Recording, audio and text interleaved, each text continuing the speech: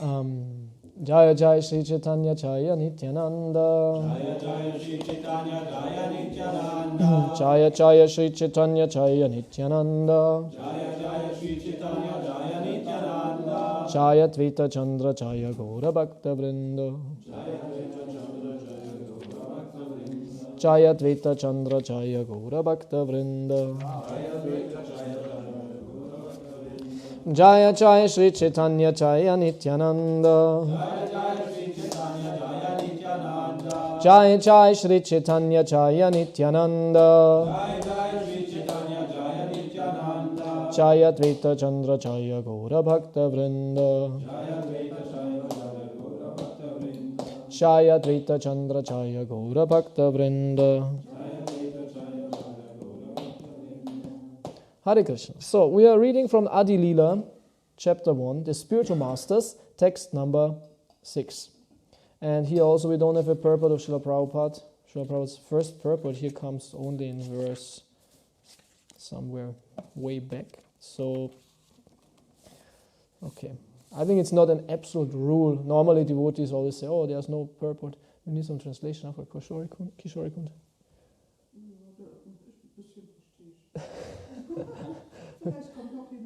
Vielleicht. Okay. Okay. Because normally they always say, oh, there's no purport of Srila Prabhupada. Keep on reading until there's a purport of Srila Prabhupada. And it seems somehow a culture now in ISKCON, but I heard also some speakers say, I don't know who it was, I don't want to speculate, said it's not like a rule, it doesn't have to be like that, but you try to, of course, because you want to hear what Srila Prabhupada has to say in this regard. But if this is like that, then what to do? Then I cannot read now these long verses until there comes the long purport of Prabhupada, so I will speak without having a purport by Srila Prabhupada. So, text number 7, again some long Sanskrit. I don't know if there's a real melody, or there is maybe one, but it's very unusual, these long verses. So I try the best as I can. Shri Radhaya Pranaya Mahima Kidrisho Vanayaiva.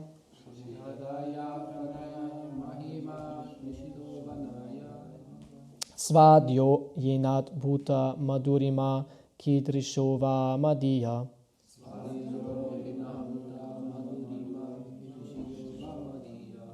Saukyam Chasyamat Anupavita Kidrisham Veti Lobat.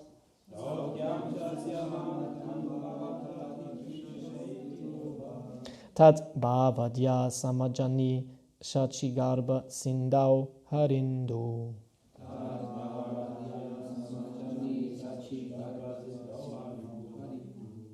Okay, you can try. Someone can try. Just read it. And just read. Don't have to sing it. Just read it. At least one.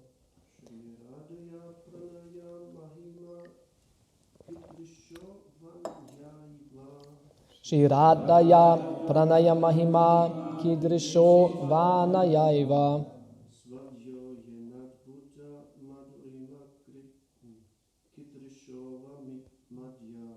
Svadyo Yenat Bhuta Madhurima Kidrisho Va Madhya.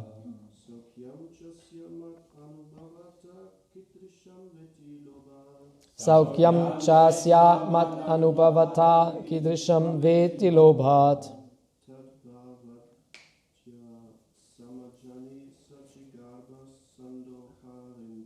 Tat Bhavadya Samajani Shachigarba Sindau Harindu. Shri Radhaya of Śrīmatī Rādhārāṇī. Pranaya Mahima, the greatness of the love. Kidrishaha, of what kind? Va, or Anaya, by this one. Radha, Eva, alone. Asvadya, to be relished. Yena, by that love. Adbhuta Madhurima, the wonderful sweetness. Kidrisha, of what kind? Va, or Madhya, of me. Saukyam, the happiness, cha, and asya, her, mat anubhavataha, from realization of my sweetness. Kidrisham, of what kind? Va, or. Iti, thus. Lobat, from the desire. Tat, her. Bhava adyaha, richly endowed with emotions. Samachani, took birth. Śacī Garbha, of the womb of Śrīmatī Śacī-devī. Sindau, in the ocean. Hari, Lord Krishna. Indu, like the moon. Translation: desiring to understand the glory of Rādhārāṇī's love, the wonderful qualities in him that she alone relishes through her love, and the happiness she feels when she realizes the sweetness of his love, the Supreme Lord Hari, richly endowed with her emotions, appeared from the womb of Śrīmatī Śacī-devī, as the moon appeared from the ocean.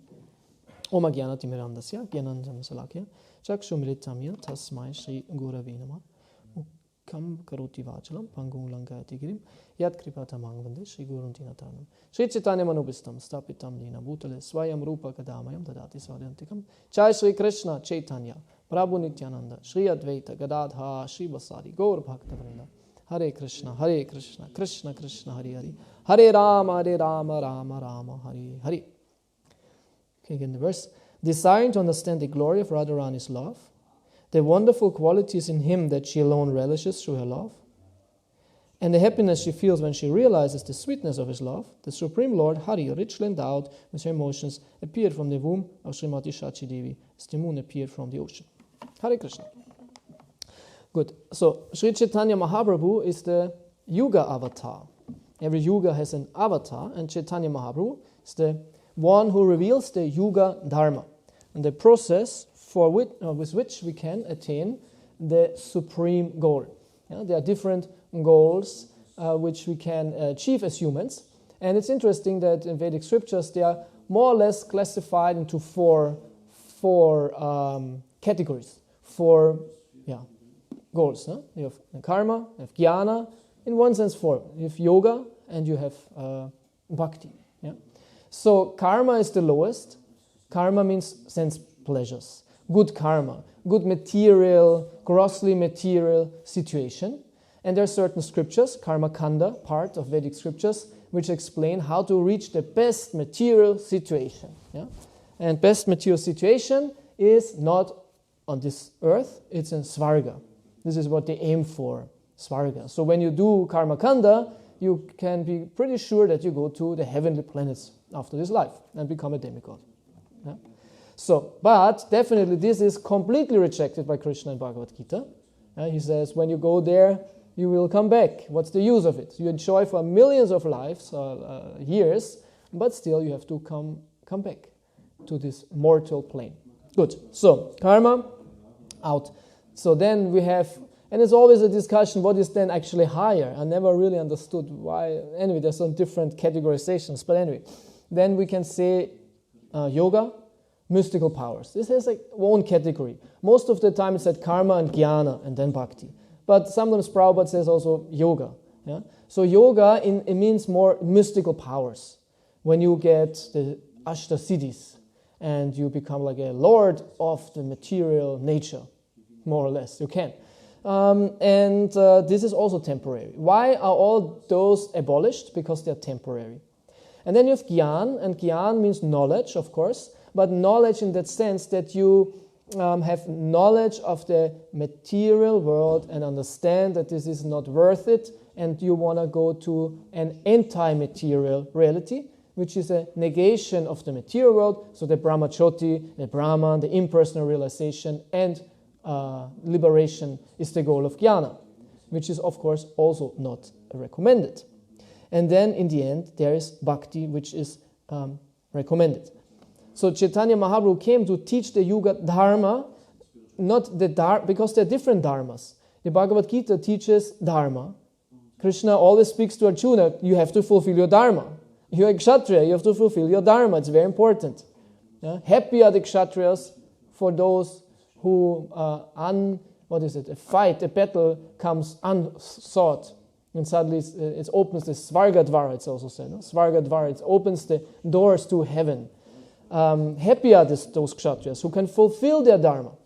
So it's all about dharma, and in the end Krishna says, Sarva dharma parityaja. Give up the dharma. Forget it. Of course, it's more intricate, but there are different kinds of dharma. Naimitika dharma and nitya dharma, predominantly. Naimitika dharma means like material dharma, means like the dharma according to your body and varna and all that. And nitya dharma is like sanatana dharma. Okay, so there are different dharmas, but the yuga dharma, which Chaitanya Mahaprabhu taught, is the sanatana dharma. And it's the process which brings us to the absolute highest, according to our whole Gaudiya Vaishnava tradition, which very nicely explains different realities, processes, how to reach them. But it said, Krishna Loka, Goloka Vrindavan is the absolute highest, and this process brings us there. So he revealed this, and this was not known before, as I spoke a couple of days ago on this verse, Anarpita Charim Chirat Karuna Avatirna Kalau. So this verse, Anarpita, which means it was never given before. Anarpita Charim Chirat. Since long time was it not given before what Chaitanya Mahaprabhu gave. He gave something very, very, very special. Utchvala, it says Unatochvala Rasa. He gave a supremely glorious, splendid rasa of devotional service, Svabhakti, for himself. So in this verse we hear now what this Svabhakti, as it was said in verse 4, Svabhakti Shriyam, what this means. And here, as far as I can understand, these are the three internal reasons of Chaitanya Mahaprabhu's appearance, which is a little bit tricky to understand. So there are two reasons why Chaitanya Mahaprabhu appeared, an external reason and an internal reason. And it becomes very clear from Caitanya Caritamrita that the external reason is secondary. Even though we in ISKCON especially pronounce it very strongly, in one sense even more than the internal reason. Even though the internal reason is, according to Caitanya Caritamrita, more important, because it's more important to Mahaprabhu himself. The external reason is preaching. The external reason is giving everyone the chance to become pure devotees. The external reason is that Mahaprabhu ran around and gave everyone Krishna prema. Everyone was preaching. Yeah? So this is the external reason. And because we are, it's always said, we are a preaching movement, yeah? Srila Prabhupada put very much emphasis on preaching, on sharing, on communicating Krishna consciousness with the world. This is what is actually our mission, yeah?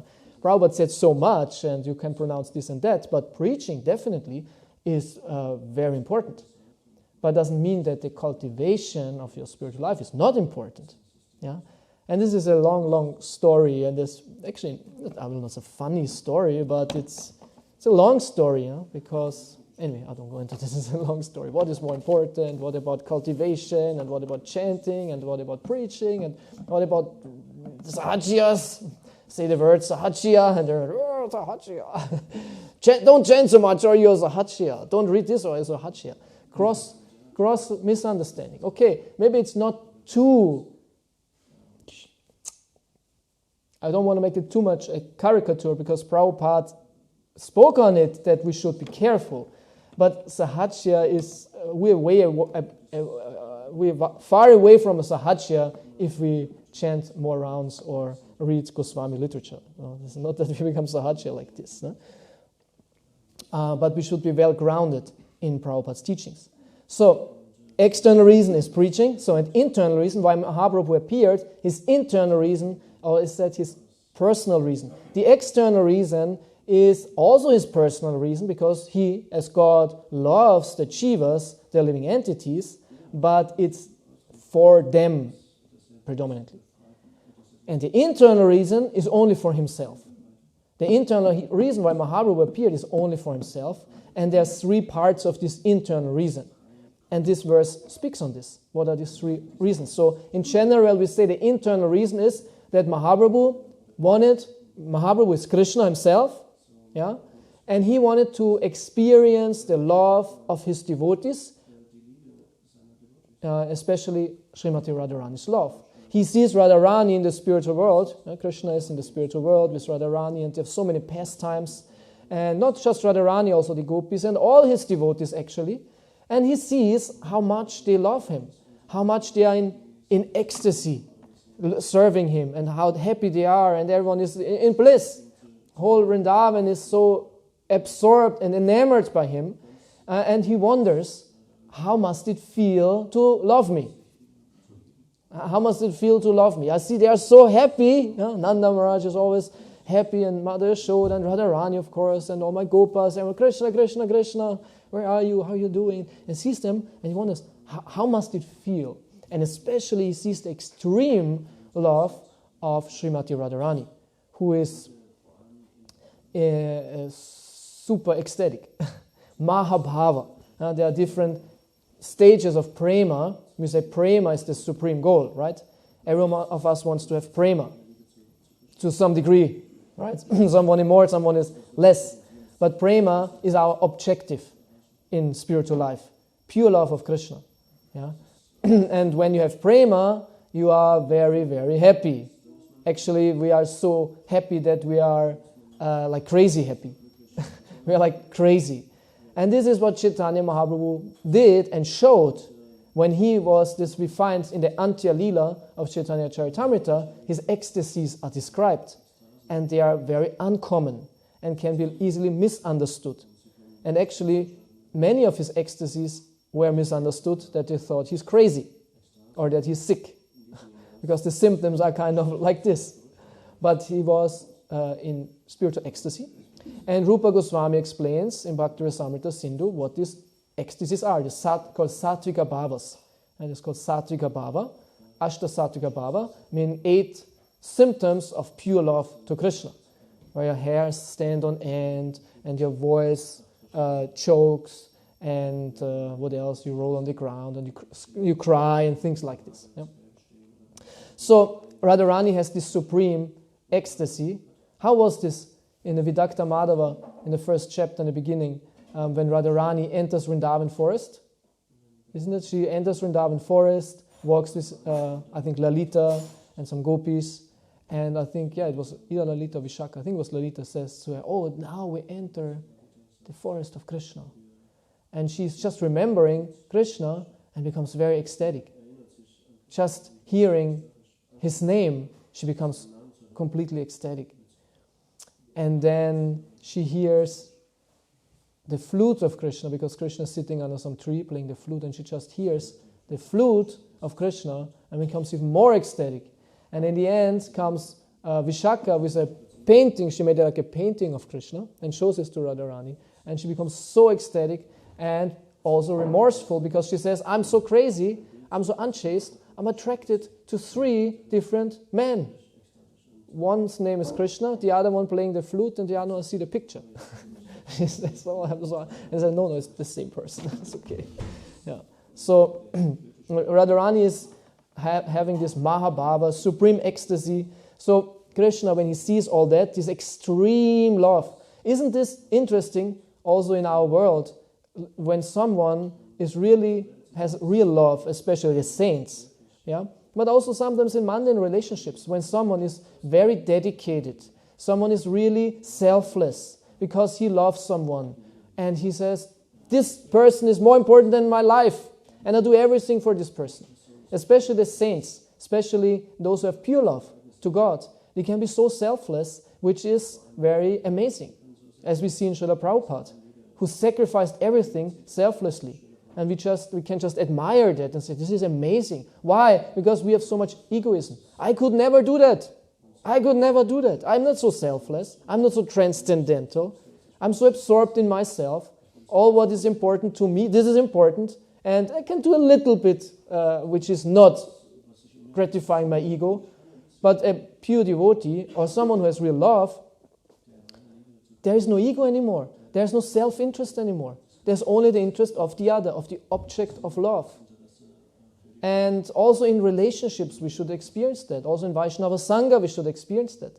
And isn't that the devotees, so not just like high devotees like Prabhupada, there are many devotees whom we know, it's very admirable and very interesting that they can be so selfless and serving all the time and be so dedicated to the mission and to the service to the guru or to the service to others or the service to the deity, right? Isn't it amazing when someone is doing only service and absorbed, says, I don't have enough service. A couple of days ago, Jai Nisingade Bhagavan. A couple of days ago, a devotee came to me. I don't mention the name. But he said, I have a problem. And when a devotee comes to you and says he has a problem, you think, it's a problem. It's a big, how we will solve this. So he came, talked to me, and said, it's about my service. And I said, okay, service. Because normally when devotees come, it's about service. They say, it's not the right service, it's too much service, can you change something? And we are always short on people. And especially you have someone who does a service, you're happy that finally you have a responsible person for service, and this person comes and says, I don't want to do it anymore. And says, especially for the manager, it's a big problem. Whom will I take now? And there's no one, then the manager has to do it himself. That is a good manager. Huh? No, actually a good manager should always have someone, but should be also ready to the service himself. So the devotee said, it's about the service, because in the beginning I was so fired up for this service. I love this service so much, and the fire burns to do this service, and now this fire is still burning. But they don't give me service. I don't have enough service. This is so terrible. It's so terrible. I'm so afraid. And next week, I don't know, they don't put me in the service plan. I think they don't put me... I was listening and I was like, this is a very good problem. It's a luxury problem. Normally the people come other way around. So I said, it's okay, don't worry, I will speak with your manager of your service that he will give you enough service, okay? So what does it mean? You can do it in morning, noon, evening, all the time? Yes, all the time. Okay, so we cannot burn you out. No, you cannot burn me out. Okay, very good. So we will put lots of service on you. Thank you so much. No problem. It was a pleasure helping you. But I find this actually very amazing. Because I often talk to devotees and hear their problems and they talk to me, can I talk to you? And it's not, most of the time, not like that. Like almost never. So if someone is like this is very, very amazing. And this is what it should be actually. Yeah, we should be actually never tired. As the sages in Naimisharanya said in this verse. What is it? Vayang tu na vitripyama uttama shloka vikrame. We never tire hearing about Krishna. We never tire hearing about Krishna. Parikshit Maharaj is 7 days until his death hearing, is not tired and always interested, really interested, like a new bhakta. You remember being a new bhakta? Or some are still new bhaktas. I remember when I was new bhakta, I was so eager to listen and to hear and to talk with devotees and ask questions and to read. I was so eager. It was amazing. Everything's fresh, everything new, you want to know it. Yeah, so like a new, Parikshit Maharaj was like a new bhakta. Oh really? I want to hear more. Tell me this, tell me that story. About Krishna. Yeah. And all the sages in Naimisharanya also, they were listening to Sutta Goswami speak about Krishna. So this is a sign of advancement and love. You want to hear about Krishna, you want to serve Krishna, and you experience the taste of devotional service. So the supreme entity of all that, who is completely absorbed in Krishna's pastimes, kata, tava katam ritam tapta chivanam, as the gopis sing, as Rādhārāṇī's mood is also, the nectar of your kata is like, this is the most precious.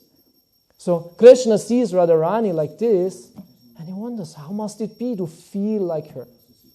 Experience this. And so in that sense, we can understand how special Chaitanya Mahaprabhu is, who is like Krishna in Mahabhava, Krishna in his own love. He wanted to experience that. He's in a mood of Radharani. And this is the reason why he becomes golden, Gauranga, means the golden one, golden limbed. And Radharāṇī's name is Gaurangi. Tapta Kanchana Gaurangi. She has this golden complexion. So in this verse we hear now more detail about these three internal reasons, and let's try to decipher them. So the first is desiring to understand the glory of Radharāṇī's love. Okay, this is the first. More or less what I spoke of. He wanted to see what is her love. How does it feel? How must it be?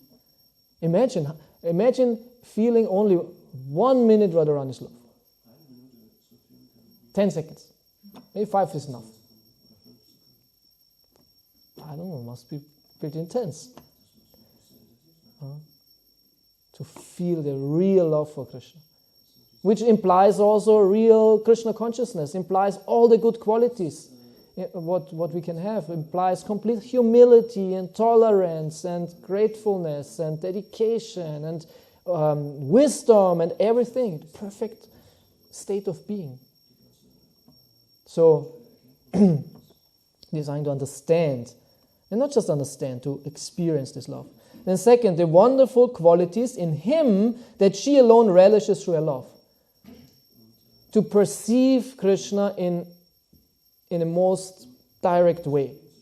This is also so this is the second, right? The first is he wanted to experience just her love, how does she feel? And the second, how does she experience his special qualities? Yeah? Okay, I can only understand, sometimes we read about Krishna or we might chant, and there's some certain aspects of Krishna which kind of pop out and you think, wow, this is amazing. Maybe sometimes you had this, no? Of course, everyone has this. Sometimes you read about Krishna in pastime or whatever, and you think, wow, this is amazing. Like I remember as a Bhakta also, when I was very new, which was amazing to me in the Bhagavad Gita, I think it's the 9th chapter, verse number 5 or 6 or somewhere there, where Prabhupada says that whatever Krishna desires, or his will is effect, something like this. He says, whatever Krishna wants, his will is effect. For us, our will is not effect. We want so many things, but they never happen. We want so many things, and we would wish, why couldn't it be like that? Or why could I not be like that? We want so many things which are far away from reality or possibility. For Krishna, it's not like that. Whatever he wants, what he really wants, it's there. Whatever, right? Pretty cool. Whatever you want, it will happen. So when I read this, and I found, like the point is very amazing. And just a realization or some understanding of this quality of Krishna was already amazing. Or I remember once when I kind of but more deeply understood the nature of a spiritual body. That I could be a cowherd boy. How must it be? It was just this faith in that was already so uplifting and inspiring. Wow, what it means to be a cowherd boy with a spiritual body in the spiritual world, and this is not too far, and this was already very amazing. So these realizations. So Radharāṇī has complete realization about Krishna. This is the reason why she loves him so much, because she understands everything about Krishna. She knows how wonderful, great he is, and she's amazed by that, because Krishna is amazing. So this is also what Krishna wanted to understand. How does she feel when she relishes my qualities? How wonderful am I in her eyes? I want to experience this. But I think it's not out of egoism. How wonderful am I? What is the word? Narcissist. I'm so wonderful, I'm so great. Actually, this was my first negative comment on my YouTube channel. It hurt a lot. Someone wrote, "Do narcissist," just like this. I was. But then I thought, maybe he's right. Maybe it's right. It's okay. Thank you. So you cannot hide, especially when being so public, things come through, I thought maybe I'll become a writer. I make a blog. Okay. So anyway, Krishna's qualities, she wants to relish she sees how wonderful Krishna is in all his behavior, in all his nature, in all his qualities, and all his abilities. He is perfect, the perfect person. That's what Krishna is, the supreme personality of God. He's perfect. And she knows him best. And she knows all his wonderful qualities. So Krishna wanted to experience himself through her. And the third is the happiness she feels when she realizes the sweetness of his love. That's also interesting. So, this is very intricate, right? She feels his love in her relationship with him. And Krishna wanted to experience his love, her love for his love. Okay? Something like this. Huh? So it's not about now her love, it's his love he has for her, but how she perceives that. As far as I understand, this is what it means here, right? The happiness she feels when she realizes the sweetness of his love. Okay. So these are the three internal reasons why Mahaprabhu appeared, why Krishna appeared as in the mood of Radharani. This is what he wanted to experience. So this was very private, and this is very esoteric, and this is very special, very, very special. And this is what he did.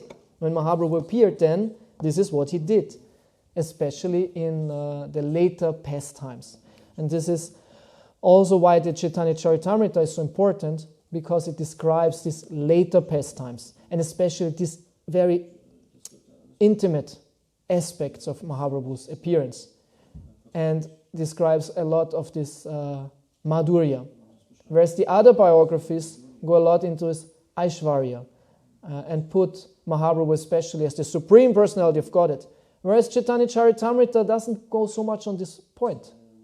It's clear he's the Lord, but there's something more important to his appearance than being the Lord. Because he didn't want to be the Lord.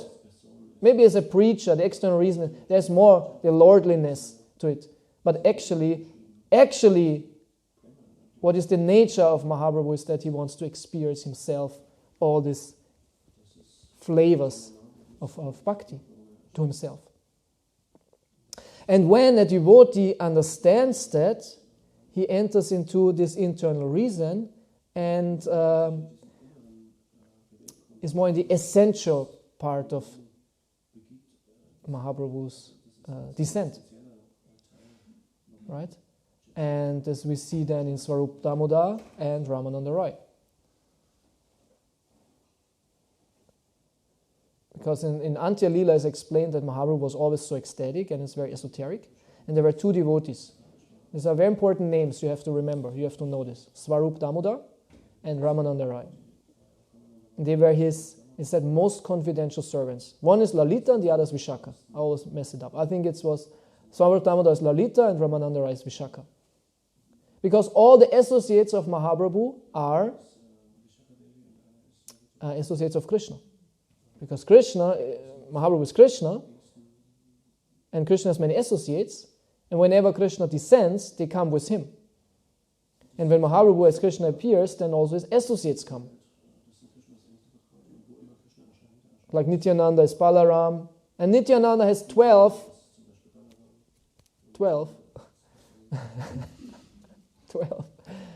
associates. And these were called the Dvadash Gopalas, or something like this. No? The 12 Gopas, the most important Gopas from the spiritual world, they appeared as associates of Nityananda. And they were very, very unusual. They were very unusual. And I always forget the names and the stories, but I only remember one who was a very advanced devotee and very humble.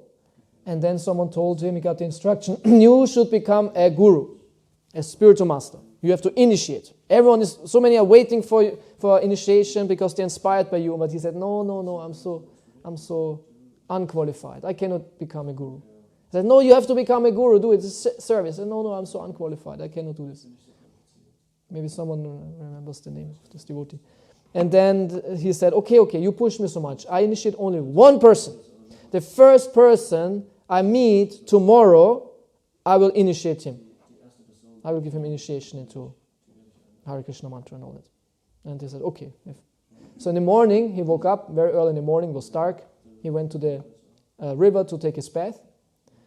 And then someone bumped into him swimming down the river.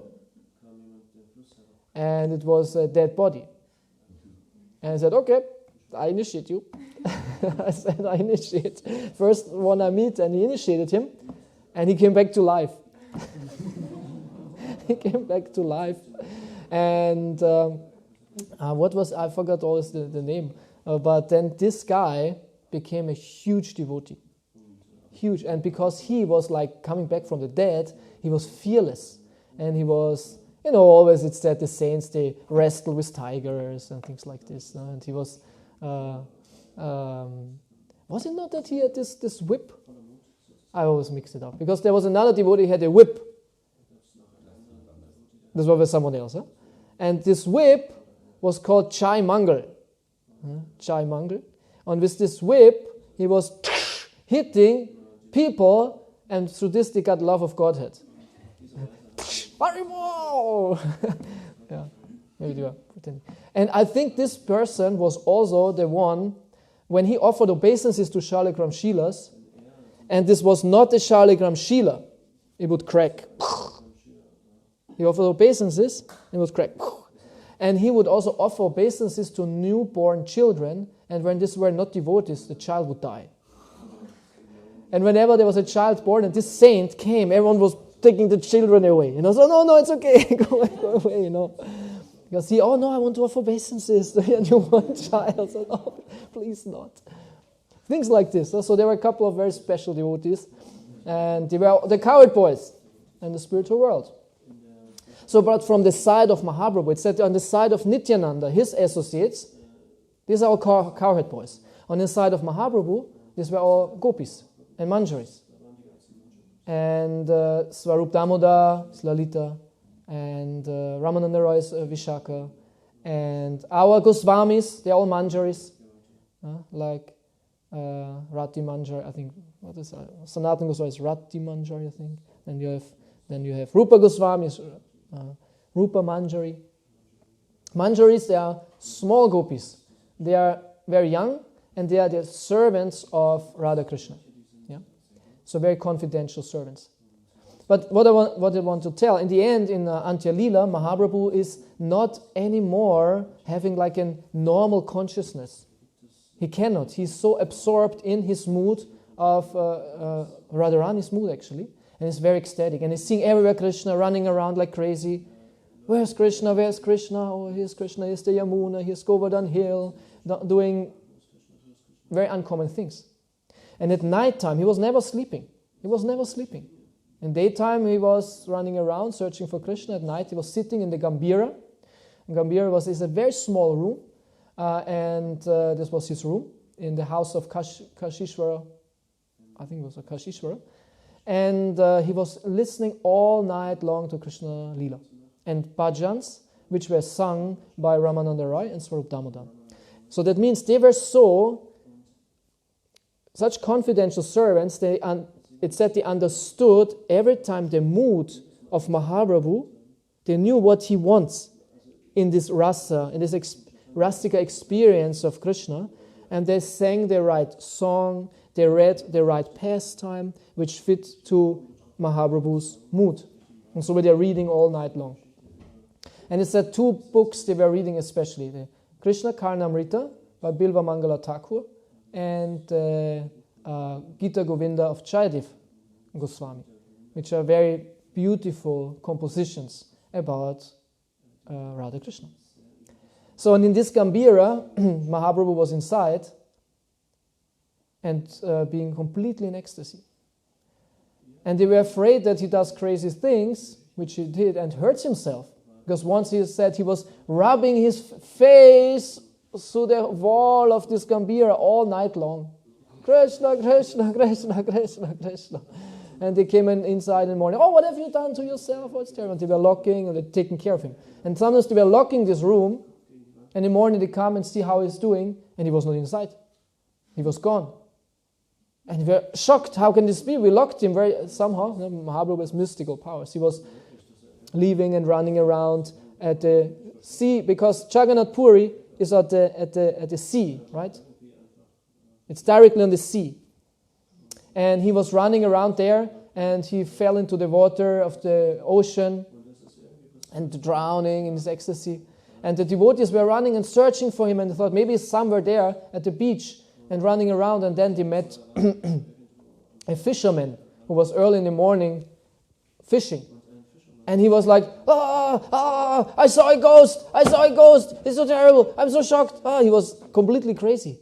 And Swarup Damodar went to him, have you seen Mahaprabhu? Have you seen him? No, I don't know, I've never seen a ghost. And it said Swarup Damodar, he slapped him. What are you talking about? And then he was saying, I was taking out my net, throwing out my net to fish. And then I caught this huge fish. It was really big, and I brought it in. I thought, wow, I have a big fish. But then when I looked at it, it looked terrible. It was like a human, but with no hands and no legs, kind of. But it looked so special also. And then I was touching this, and suddenly I became crazy. I said, Hare Krishna, Hare Krishna, Krishna Krishna, Hare I mean, crazy, and I run around now like this. What's happening? And it's okay. Where is this? This is what you found there. And he ran, and it was Mahaprabhu, and it said Mahaprabhu was so ecstatic that like Jagannath, his arms went in the body. And so the devotees said, Hare Krishna, chanted. So he came back to consciousness, and it's beautiful. Mahaprabhu manifested in golden with lotus eyes, and he came back from his internal experience. Sometimes devotees found him, and he was so absorbed in his ecstasies, and they always chanted to bring him back. Hare Krishna, Krishna, and he came back. And he said, what have you done? I was in Vrindavan plucking flowers for Krishna, and you bring me back here, you rascals. Or in Visarva Bhattacharya was also like this. Now, when Mahaprabhu came first time to Jagannath Puri, he ran inside the temple of Jagannath in Vipralamba Seva, meaning in Vipralamba mood, in mood of separation. And Prabhupada always says, this is the perfection of Krishna consciousness. Vipralamba is the perfection. Yeah? You have Vipralamba and Sambhoga. Sambhoga is when you're together with Krishna. Unity, Sambhoga, the enjoyment of being together with Krishna. And this is very nice. But Vipralamba means when you're not together with Krishna. Separation. And says this is the perfection. Because your love is stronger when you're separated. Because you miss the person so much. You miss Krishna so much. So Rādhārāṇī is always in this missing Krishna mood because Krishna left Vrindavan, he's far away. And she's so ecstatic. Actually, even though it looks like suffering. So Mahaprabhu was in this Vipralamba mood. Where's Krishna? Where's Krishna? Where's Krishna? And it was so ecstatic. It's not, oh, okay, Krishna's not here, I don't care. Okay, Krishna's not here, I don't have to serve him. I can do now my thing. Or something. Yeah? Like Prabhupada once said when he chanted Chapa and was finishing his rounds, and he put the Chapa beads on the table and says, oh, I finished my rounds now. Now I can do any damn thing I like. To show that the mood of devotees. Oh, 16 rounds, I did my duty. Now I can enjoy. Yeah? So, but this is not a devotee. A devotee is always eager to do Krishna conscious activities. So Mahaprabhu came first time to Puri, Jagannath, and ran like crazy. And he ran into the temple. And there's Jagannath, and he wanted to embrace Jagannath. Natural attraction towards Krishna. Yeah.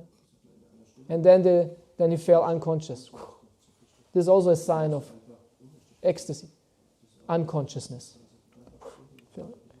And then the servant, there were some guards of the temple, and they said, "Who is this crazy man? What is he doing? Kick him out!" And then Sarvabhauma Bhattacharya came and said, "No, stop!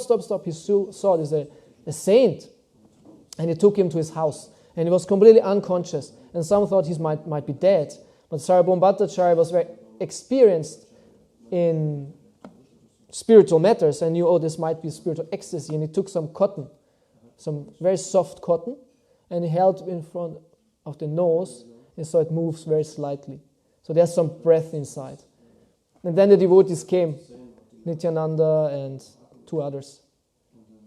And said, oh, Mahaprabhu, and they chant, Hare Krishna, Krishna Krishna, Hare Hare, Hare Ram. And Mahaprabhu came back to consciousness. So it was always like this. So, but in the end, in Antya Leela, it gets more and more and more intense. And this room, the Gambhira, when you go to Jagannath Puri, you can visit this place and see the room where Mahaprabhu was. It's very small. And there are also shoes of Mahaprabhu inside. You can take darshan. And this was the room where Mahaprabhu had his highest ecstasies. You can visit this room. You can see it. A very special place. Very nice, very beautiful. Yeah. So Mahaprabhu became more and more ecstatic, more and more absorbed in the mood and the extreme love of Śrīmatī Rādhārāṇī. This is what he showed. This is what he gave to us. This is what devotees can experience too. Yeah. So our spiritual process, we should not be satisfied with the little advancement we made. Yeah, think, oh, I'm happy in Krishna consciousness. Now it's okay. Before I was suffering so much. I was a car mechanic, and it was so terrible. I had to work like a Shudra, and now I can become devotee. I took drugs before. It was so terrible. I had some depressions before. I had some money problems. I had no friends. But now, in Krishna consciousness, all my material problems are gone. Now it's okay. No, it's okay. I chant my quota of rounds, I do a little service, I have prasadam, fine, that's it.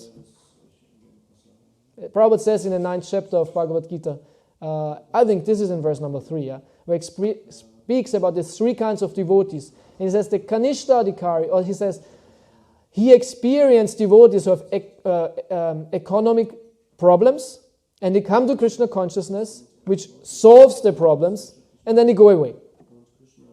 This is not how it should be.